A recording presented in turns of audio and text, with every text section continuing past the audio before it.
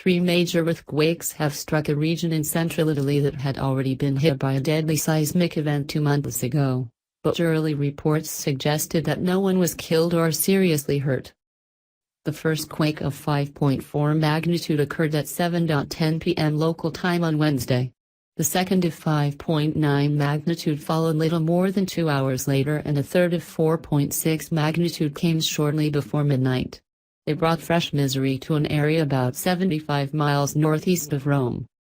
All in all, the information we have is not as catastrophic as one might have presumed after such large shocks, the head of Italy's civil defense agency Fabrizio Curcio told reporters, indicating that a few dozen people suffered injuries.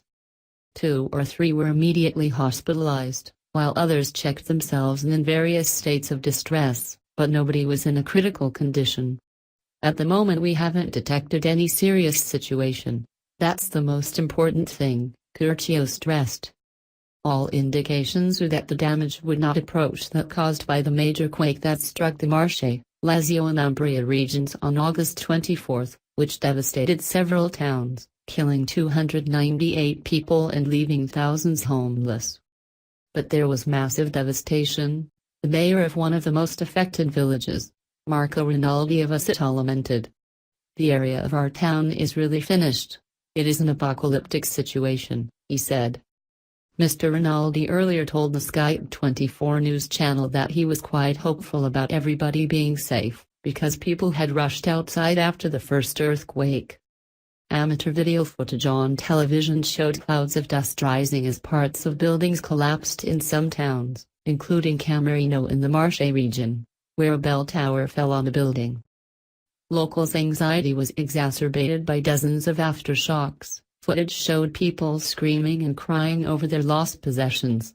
Makeshift beds were prepared for hundreds of people who fled from their homes. The mayor of Castel Sant'Angelo Sunera, another stricken municipality in Marche, also spoke to Sky 24. "For sure there will have been some collapses. It is really tough," he said, adding that rain and temporary power cuts were making it hard to check.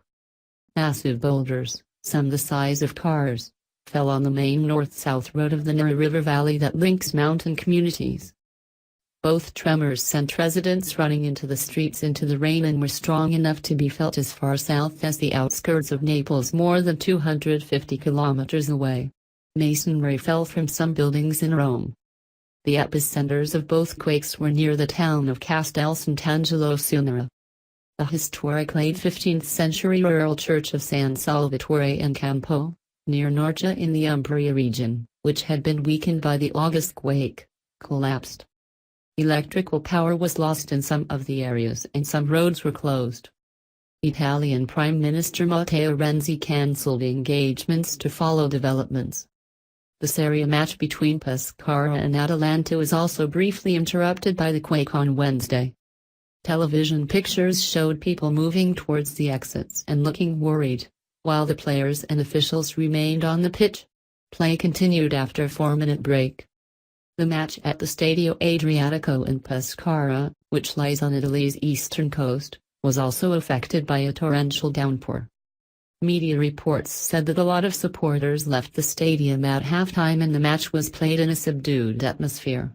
Atalanta won 1-0.